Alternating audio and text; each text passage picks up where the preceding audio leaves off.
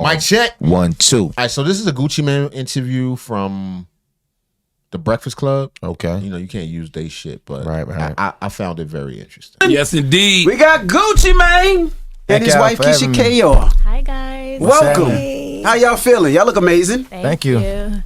New book out, episodes. Yes. Man, I thoroughly enjoyed your book, Gucci, man, because, you know, we give people props when we were younger for being real. And a lot of things that we say is real is like when somebody gangster, when somebody, you know, we call them tough. But to me, the most realest thing you can do as you get older is just be vulnerable. Yeah. You know what I mean? And go on a journey of healing and share that journey with people. And you definitely did that in this book. Thank you. I brother. appreciate that. I always see you talking about mental health. I be listening to y'all.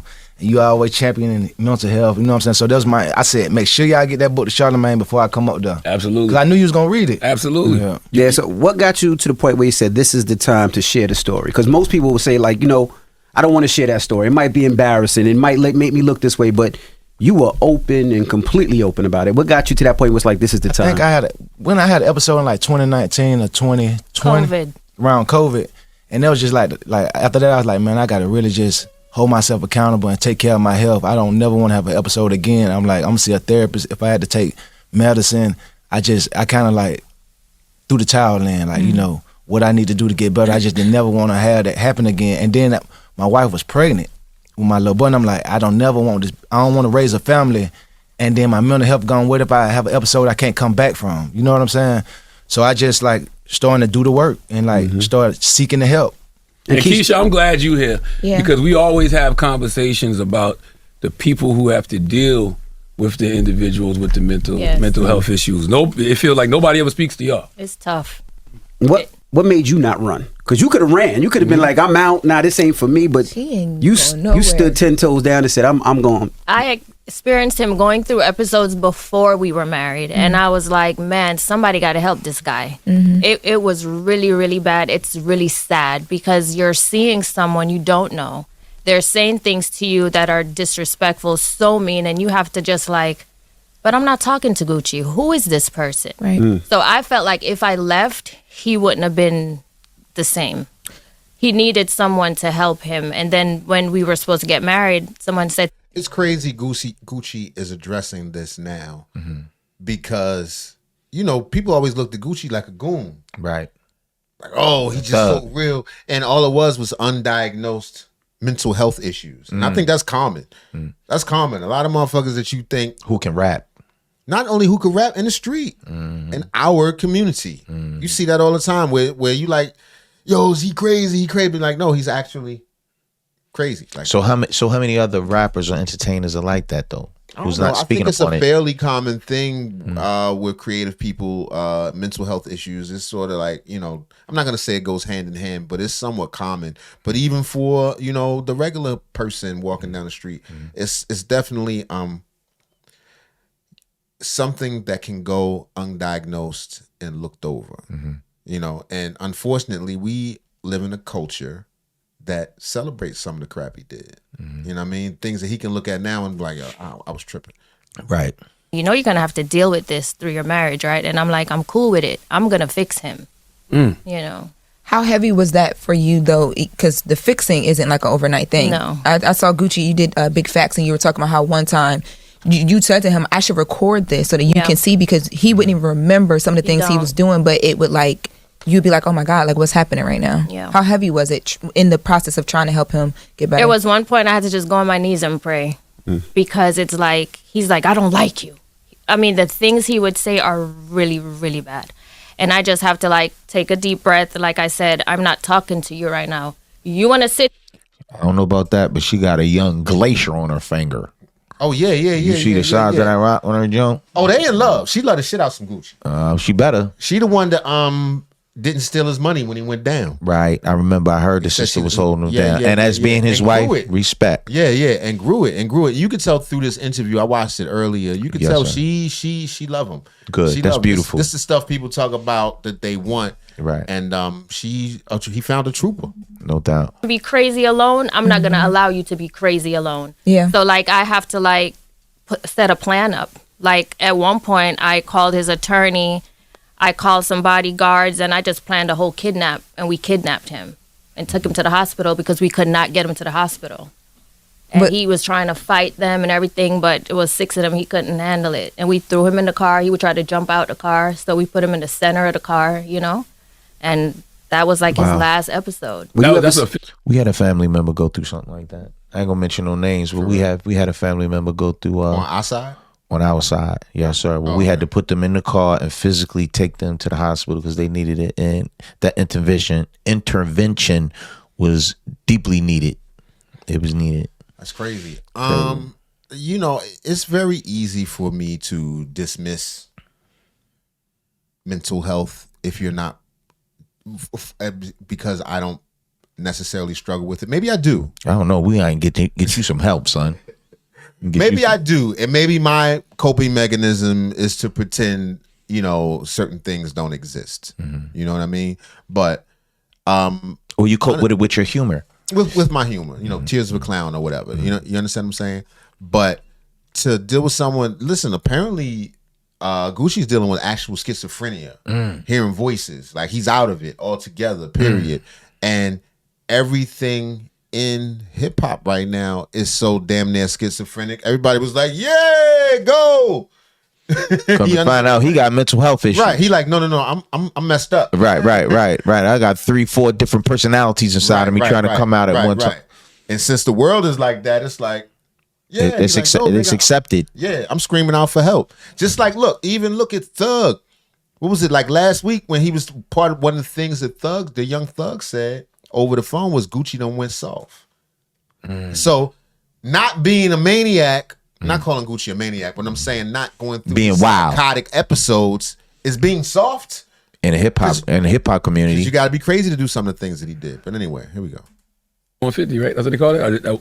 When you go to the yeah, but they try to do things where he could sign himself out, and I'm like, he's not signing. Like I'm stern with them. He's not signing himself out. I'm his wife, and I'm his power of attorney. He ain't going nowhere. Like I have to be strict. It's kind of like you have to go in mother mode, you know, and put your foot down. Were you ever scared?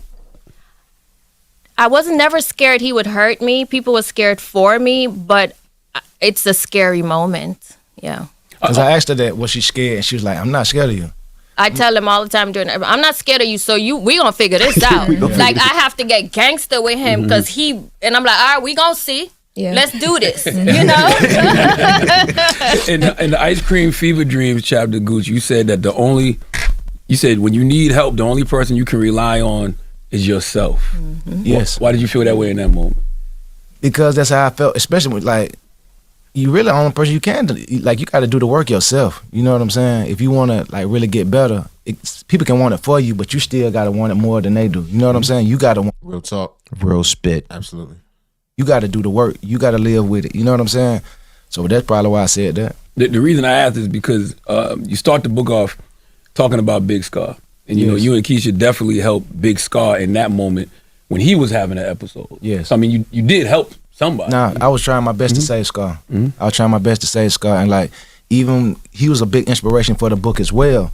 But what was like when I reached out to the co-writer Kathy on writing the book, I was telling her about like how I helped Scar, and my wife was talking to me, but she was on like I wouldn't even let Scar know that she was telling me the stuff to tell him. It like while we writing the book, like discussing the book and just going over how we gonna make it, Scar died.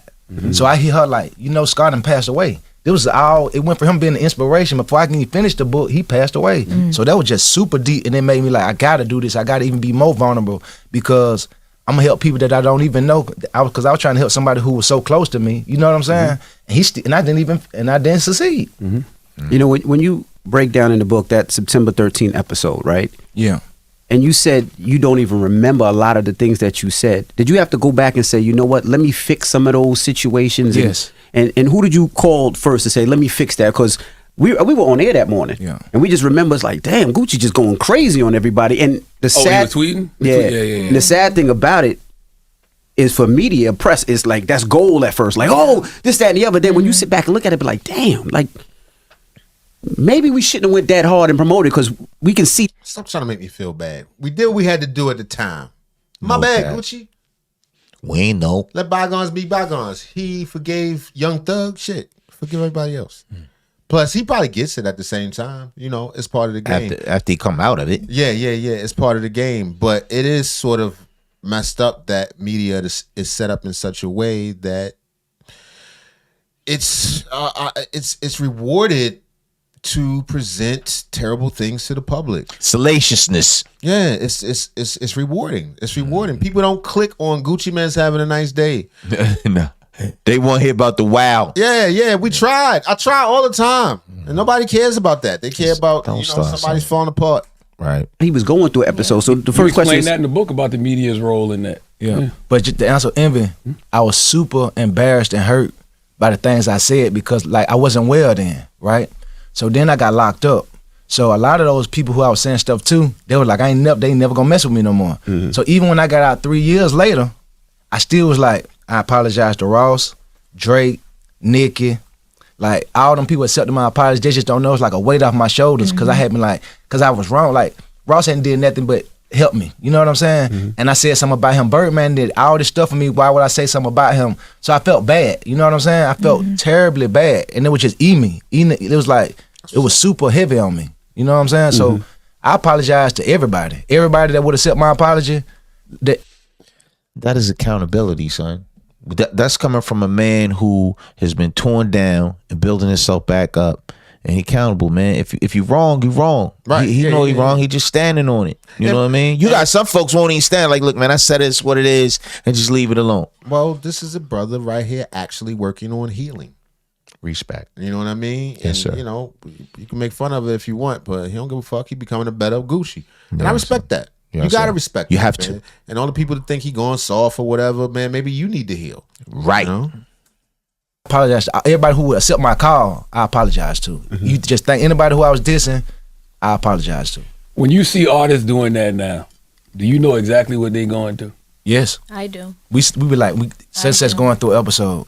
I can see it because wish I could I'd have help been through it, and I'm be like I be feeling sorry for them. You know what I'm saying? But because I see the media, they just go with it. Like this person like mad or they being like mean or whatever, but they be like going through something really mental. It be some mental health stuff going on. do you reach out to any of those artists? I'm trying to think. Did I reach out? Now I don't do a lot of reaching out because some of them like I feel like they wouldn't be accepting of it. You know what I'm saying? But Because you wouldn't be accepted at that time. You don't. yeah, at that point you can't really talk to them like that. But like my wife say, I wish I could talk to the people that know them to tell them how to help them. Right. You know what I'm saying? Yeah. I tried to reach out to Kim when Kanye was going through an episode. It bothered me so much, but I don't know her, and I didn't want to feel like a groupie. Yeah. So I tried to send messages to people. I never succeeded, but this was during their. Kim ain't give a fuck. No, she ain't care. She never really cared. You're the opposite of Kim. Right. Right. You know Right. what I'm She's the saying? polar opposite. Come on, man. She was filming that shit. Right. She was trying to, Right. see On a money come out up. of it. Right.